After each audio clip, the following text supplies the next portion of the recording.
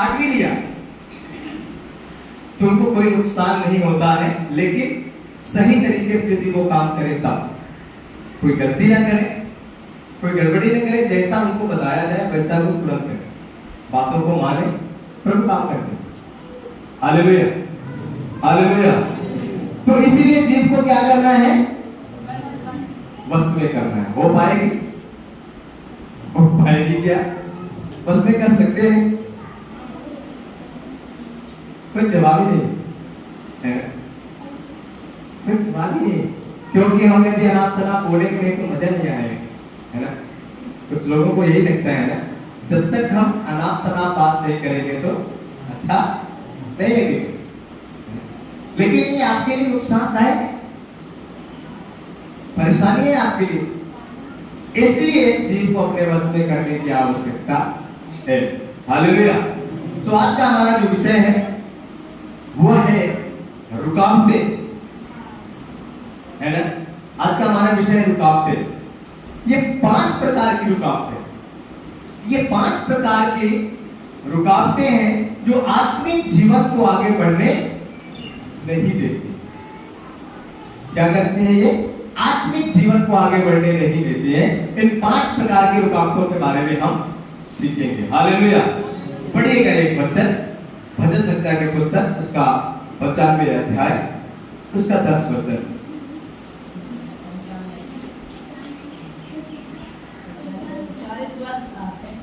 हाँ।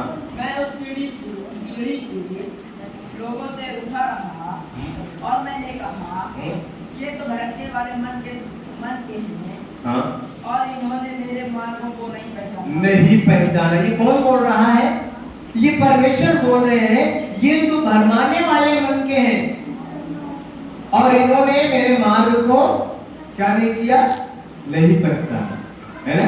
ये इजरायली लोगों के बारे में कहा जा रहा है। जब परमेश्वर ने इजरायलियों को मिस्र देश से निकाला, उस टाइम पे परमेश्वर ने देखा कि ये भटकने वाले लोग हैं, ये भरमाने वाले मन के जो हैं तो भरमाने वाले लोग हैं, इसलिए परमेश्वर ने उनको कहा ये लोग ठीक है नहीं है, ये भरमाने वाले मन के लोग हैं, इनका मन बहुत ही भड़क जाता है। हालेलुया। इसलिए हमें और आपको समझने की आवश्यकता है, आत्मिक जीवन में आगे बढ़ने में बहुत सारी रुकावटें आती हैं।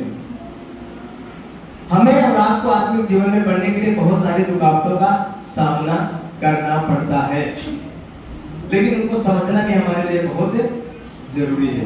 जैसे कि परमेश्वर ने जब इस्राएलियों को मिस्र से निकाला तो उनके जीवन में बहुत सारी रुकावटें आई और वो 5 प्रकार की रुकावटें हैं जो उनके जीवन में आई।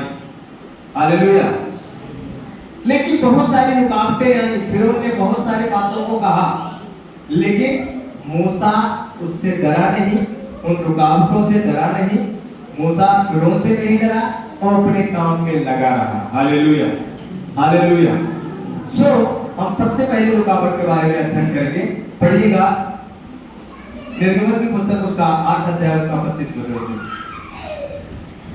पहली रुकावट जो थी वो क्या थी? इसी देश में तुम क्या करो? बलिदान करो। पढ़ो। हाँ, तुम जाकर अपने परमेश्वर के लिए इसी देश में बलिदान करो। और जोर से पढ़े इंजर। निर्गमन 8 का 25। तब फिरौन ने मूसा और हारून को बुलाकर कहा, तुम जाकर अपने परमेश्वर के लिए इसी देश में बलिदान करो। हाँ, यहाँ क्या कहा? तब फिरौन ने मूसा और हारून को बुलवाकर कहा, तुम जाकर अपने परमेश्वर के लिए इसी देश में क्या करो? बलिदान करो। ये मूसा जो है तो इजराइलियों को लेकर के और बलिदान करने के लिए जाना चाहता था जहां परमेश्वर की बेदी थी, परमेश्वर के उस नगर में, परमेश्वर के उस देश में। लेकिन ये फिरौन जो है तो मूसा को रोक रहा था कि तुम क्या करो?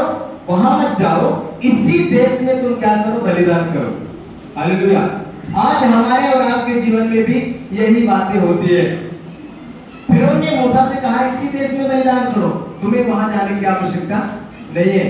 आज हमारे और आपके जीवन में शैतान क्या कहता है? ये फिरौन की आवाज थी, फिरौन मूसा से कह रहा था कि तुम इसी देश में बलिदान करो, लेकिन आज शत्रु हमें और आपको क्या कह रहा है, तुम चर्च में जाने की कोई जरूरत नहीं, तुम यही प्रार्थना करो, घर में ही बैठे रहो। क्यों जरूरी है जाना चर्च में? क्यों वहां जाते हो? यहां भी प्रार्थना कर सकते हो, यहां भी बाइबल पढ़ सकते हो, है ना? फिरौन ने क्या कहा मूसा से, यही आराधना करो ना, क्या दिक्कत है वहां जाने के लिए, क्या जरूरत?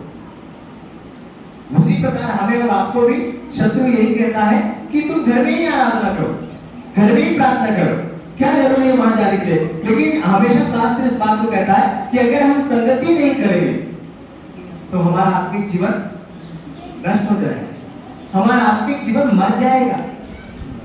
लेकिन शैतान ये चाहता है कि ये संगति ना करें मसीह लोग। Hallelujah, hallelujah.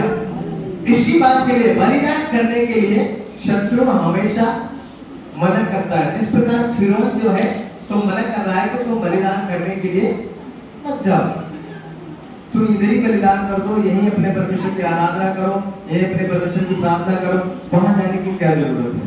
लेकिन बाइबल कहती है, पढ़िएगा उस वचन को, उसका इब्रानियों 10:25,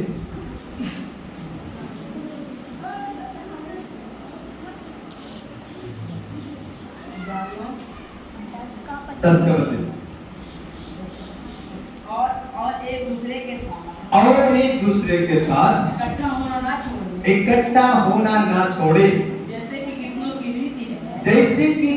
की रीति है, पर एक दूसरे को समझाते रहे। और जो जो उस दिन को निकट आते देखो, हाँ, त्यों तो और भी अधिक यही, हाँ, त्यों तो और भी अधिक ऐसा ही करो। इसका मतलब ये है कि संगति हमारे लिए बहुत जरूरी है, और शैतान यही चाहता है कि संगति हम ना करें।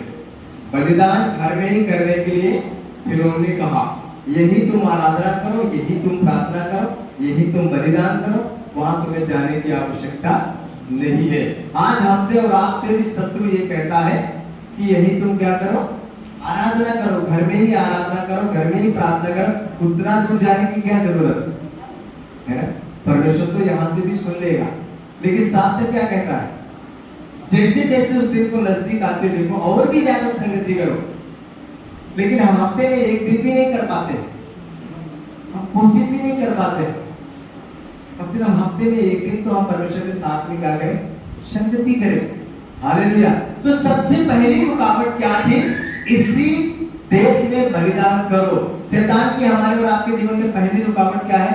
घर में बैठ के प्रार्थना करो, घर में बैठ के आराधना करो, घर में बैठ के वचन पढ़ो, चर्च में जाने की कोई जरूरत नहीं है। नहीं तो क्या करो, ऑनलाइन देखो, है ना? आज काफी प्रचारक लोग यही कहते हैं, ऑनलाइन देखो, है ना?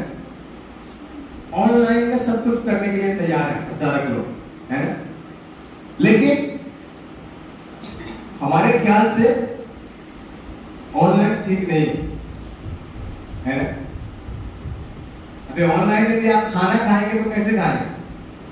उधर खाना खा रहे हैं, उधर होटल है, होटल वहां है, आप होटल का सीन घर में बैठ के देखिए, वहां टेबल में खाना आ जाएगा, आप खा सकते हैं उसको।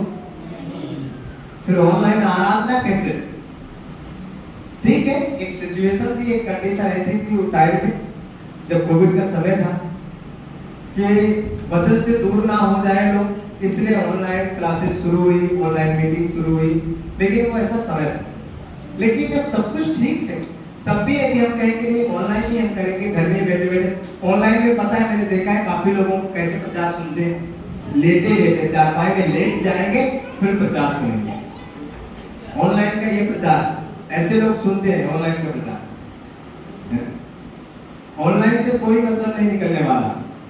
आज जितनी ऑनलाइन से पढ़ाई कर रहे हैं लोग ना, मुझसे कितना बढ़िया पढ़ाई कर रहे हैं, कुछ भी नहीं होता ऑनलाइन से। यहाँ पर वचन यही कहता कि हमें संगति करने की आवश्यकता है, हमें एक दूसरे से मिलने की जरूरत है, एक दूसरे को सिखाने की जरूरत है, एक दूसरे को समझाने की जरूरत है। लेकिन शत्रु हमें कहता है तुम यही करो, इसलिए ये समझना है। ये पहली रुकावट। दूसरी रुकावट पढ़िएगा निर्गमन 8:28।